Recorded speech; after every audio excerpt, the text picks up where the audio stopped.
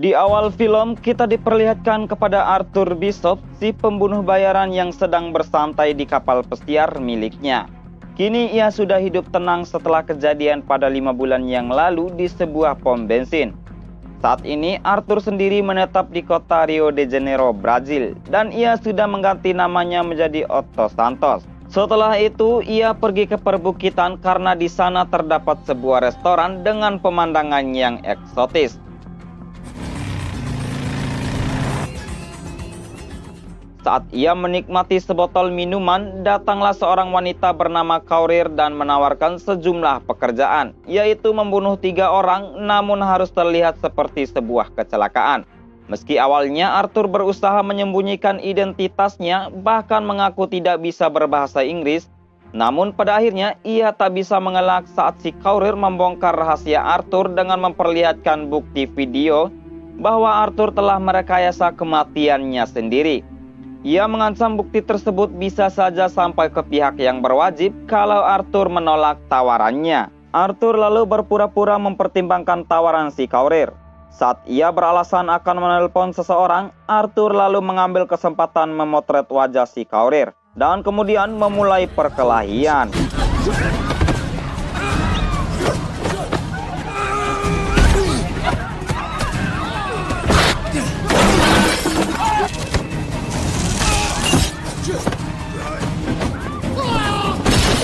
Setelah ia berhasil kabur dengan cara melompat dari atas kereta gantung dan mendarat di sayap gantol yang sedang melintas di bawahnya, lalu ia kembali mendapati beberapa orang yang sedang menggeledah kapalnya. Tak pikir panjang, Arthur segera meledakkan kapalnya sendiri dan membuka kembali barang-barang yang telah lama ia simpan.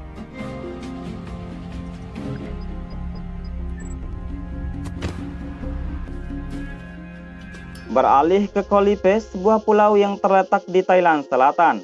Di sana Arthur menemui Mae, sahabat lamanya yang juga sebagai pengelola villa di tempat itu. Bukan tanpa tujuan, Arthur mengunjungi tempat tersebut karena di sana ia juga memiliki barang simpanannya seperti paspor, senjata, dan laptop yang dipergunakan saat masih bekerja sebagai pembunuh bayaran dulu. Malam harinya, ia berhasil menemukan informasi tentang si Kaurir melalui foto yang ia potret. Dan ternyata Kaurir bekerja untuk salah satu mafia pedagang senjata yang bernama Ria Crane. Keesokan malamnya, Mae melihat seorang wanita yang bernama Gina yang sedang mengalami kekerasan fisik dari seorang pria yang bernama Frank di atas kapal yang tak jauh dari tempatnya.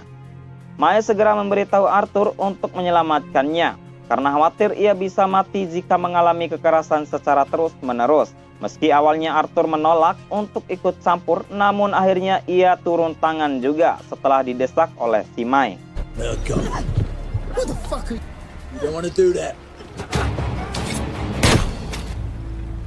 Setelah berhasil membunuh Frank, Arthur menemukan hal yang mengejutkan. Kalau wanita yang baru saja ditolongnya ada hubungannya dengan Crane. Ia lalu menghampiri Gina yang terbaring di kamarnya dan menginterogasi mengenai keterlibatannya dengan Crane. Begitu Gina merasa terdesak dan tak mampu melawan, akhirnya ia mencoba berterus terang. Ia sedang diperas oleh Crane untuk memancing Arthur sekaligus melacak keberadaannya. Melihat Gina sebagai korban pemerasan Crane, Arthur mencoba mencari cara untuk menolongnya. Setelah ia mendengar penuturan Gina sebagai seorang pemerhati kemanusiaan bagi korban penjualan manusia dan anak-anak penampungan di Kamboja, Crane mengancam akan melakukan kekerasan kepada anak-anak penampungan jika Gina menolak perintahnya. Seiring dengan berjalannya waktu, Arthur dan Gina terlibat cinta lokasi. Gina yang memiliki jiwa kemanusiaan yang tinggi membuat Arthur jatuh cinta. Lantas hubungan mereka tak membuat Arthur lalai. Ia telah memiliki rencana untuk menghancurkan Crane. Keesokan harinya, mereka berdua dihampiri oleh anak buah Crane. Arthur sengaja membuat Gina dan dirinya tertangkap.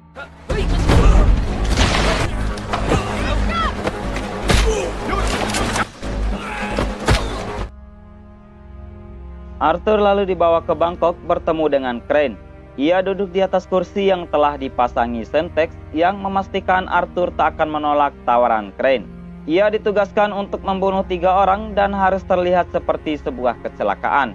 Yang pertama, seorang mantan panglima perang yang bernama Krell. Ia sedang ditahan di penjara Kedah, Malaysia. Penjara itu terletak 70 mil di tengah laut dan perairan yang dipenuhi dengan ikan hiu, sehingga sangat mustahil tahanan bisa lolos dari penjara itu. Dengan kecerdasan yang ia miliki, Arthur mulai mencari cara agar bisa masuk dan lolos dari penjara tersebut. Ia mulai memeriksa daftar buronan Malaysia yang kemungkinan memiliki bentuk wajah yang sedikit mirip dengannya. Dengan membeli beberapa bahan untuk membuat lukisan di wajah yang mirip tato dan membuat paspor palsu, Arthur berhasil mengecok polisi Malaysia yang membuatnya dimasukkan ke penjara tujuannya.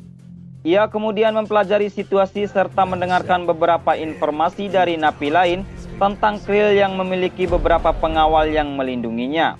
Karena Kriel merupakan salah satu pembunuh yang kejam, maka tak sedikit keluarga korban yang dibunuhnya juga memiliki rencana balas dendam membunuh Kriel di dalam penjara itu. He was an executioner.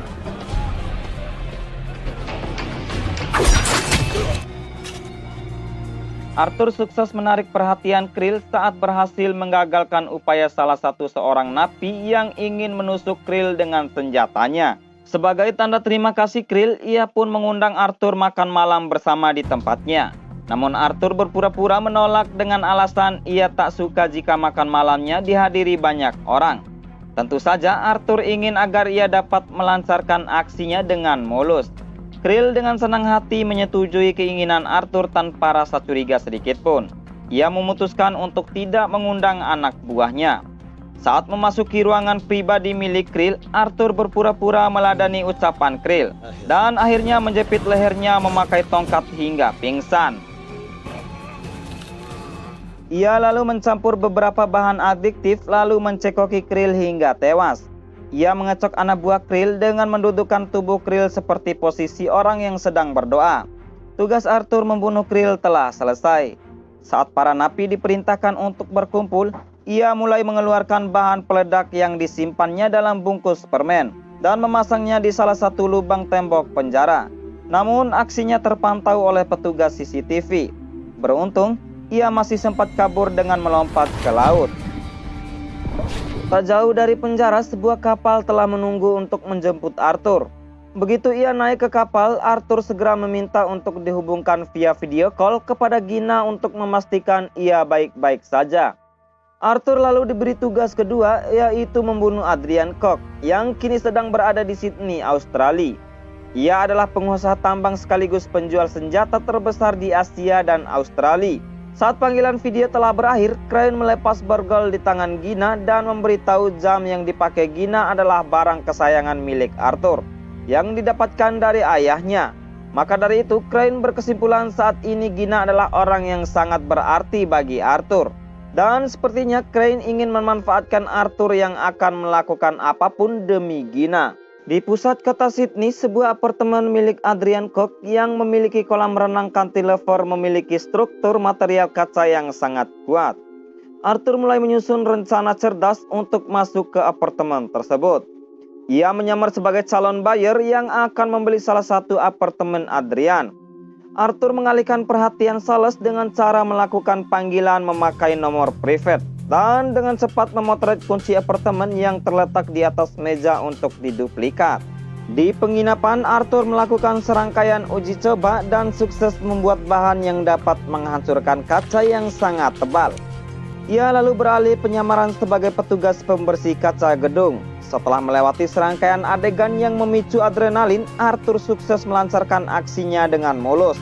Dan Adrian tewas benar-benar seperti sebuah kecelakaan tragis.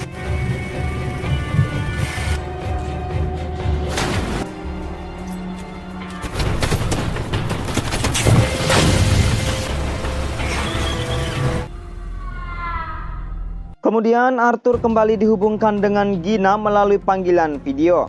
Dan kebetulan posisi Gina saat itu membelakangi nomor kapal tempat ia ditahan.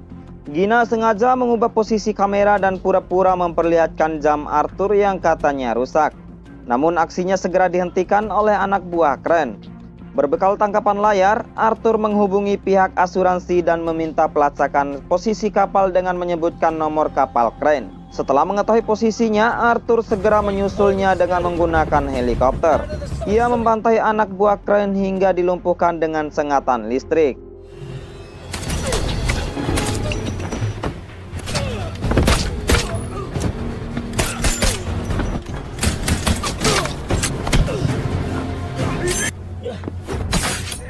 Ia kemudian dipaksa untuk menjalankan tugas selanjutnya, yaitu membunuh orang ketiga yang berada di Bulgaria. Dia bernama Max Adam. Ia menggeluti bisnis senjata dari Amerika. Hal itu pula membuat Adam memiliki banyak pasukan dan sistem pengamanan yang ketat. Di balik itu, Arthur diam-diam mengumpulkan informasi keterkaitan Crane dengan ketiga orang yang menjadi targetnya. Rupanya mereka adalah saingan bisnis Crane. Dan Arthur merasa dirinya telah diperalat habis-habisan. Setelah menyusun rencana, Arthur mulai menjalankan aksi dengan mendatangi rumah sakit yang memiliki helikopter dan posisinya kebetulan berdekatan dengan markas Max Adam.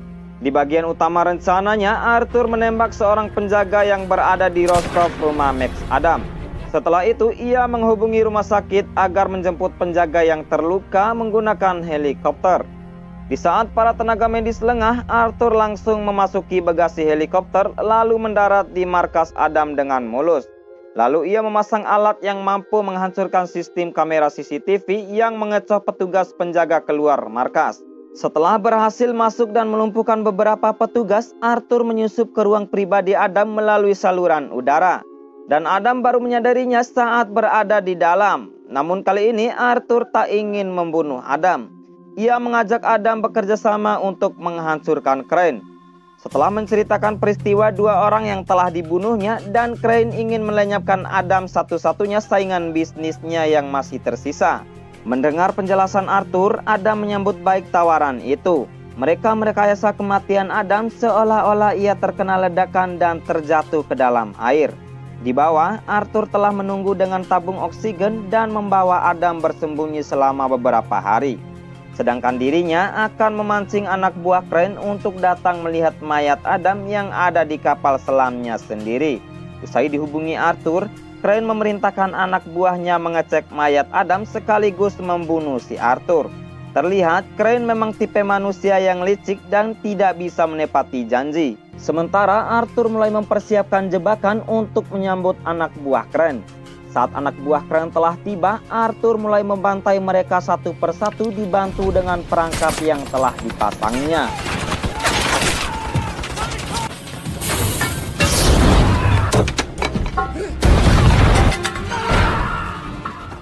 Begitu melihat anak buahnya dihabisi oleh Arthur, Crane mulai meningkatkan kewaspadaan, sebab ia yakin Arthur akan datang.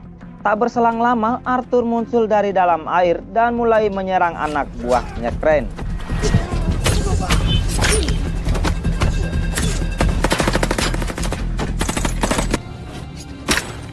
Gina yang tadinya menjadi umpan untuk Arthur lantas melakukan perlawanan. Namun sayangnya ia tertembak di sisi kiri perutnya dan diceburkan ke kolam. Lalu Crane menolong Gina dan kembali membuatnya sebagai tawanan. Seusai membereskan anak buah Crane yang menyerang, Arthur melanjutkan mencari Crane yang sedang menyandra Gina. Sementara Crane sendiri telah mengaktifkan bom waktu yang akan menghancurkan kapal dalam 4 menit ke depan. Setelah menemukan Gina yang ditinggal Crane, Arthur lalu membawa Gina masuk ke dalam skoci. Sementara Crane mengajak anak buahnya untuk kabur menggunakan perahu. Meski Gina tak ingin pergi tanpa Arthur, namun ia tak dapat berbuat apa-apa saat Arthur dengan cepat menceburkan skoci yang ditempatinya. Arthur melanjutkan aksinya membunuh satu persatu anak buah Crane yang masih tersisa. Dan hingga yang tersisa hanyalah Crane sendiri. Kemudian mereka berdua melanjutkan duel. Saat peluru senjata mereka telah habis, Crane lalu menyerang Arthur dengan rantai dan jangkar kapal yang sempat membuatnya menerima beban hantaman. Namun keadaan berbalik saat Arthur berhasil menangkap rantai dan melilitkan di tubuh Crane hingga tak berkutik. Sambil tersenyum lalu Crane berkata bahwa Arthur juga tak akan bisa selamat dari ledakan, karena ia tak akan mampu berenang jauh sebelum bom meledak.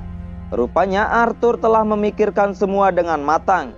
Ia berlari untuk masuk ke dalam ruang rahasia di kapal itu. Dan saat waktu telah habis, bom seketika meledak dan menghancurkan kapal beserta isinya. Di kejauhan, Gina muncul dengan skocinya sembari menangis memandangi kapal yang hancur. Ia mengira Arthur juga ikut tewas. Lalu Gina dievakuasi oleh petugas dan menerima pertolongan medis. Ia menangis saat mendengar tak ada lagi yang selamat selain dirinya. Sementara Adam dan anak buahnya juga turut serta menyaksikan evakuasi pengangkatan puing-puing kapal yang masih utuh. Ia pun juga mengira Arthur telah tewas. Beralih ke Phnom Penh, Gina kembali berkumpul dengan anak-anak di penampungan. Ia menulis surat kepada sahabatnya Mae tentang keberadaannya dan berharap Mae akan mengunjungi tempatnya. Ia tiba-tiba diberi kejutan dengan kemunculan Arthur yang berdiri santai dengan gaya layaknya orang yang baru saja pulang dari perantauan. Sementara Adam yang berada di markasnya masih tak sepenuhnya yakin bahwa Arthur juga ikut tewas. Ia mulai mencari tahu tentang ruang penyimpanan rantai jangkar kapal yang diperkuat dengan lapis baja dan memungkinkan seseorang bertahan hidup dengan pasukan udara di dalamnya saat terendam air. Ia pun tertawa saat melihat rekaman CCTV pelabuhan yang merekam aksi Arthur yang keluar dari ruang tersebut, yang menandakan Arthur adalah orang yang sangat cerdik. Dan film pun berakhir.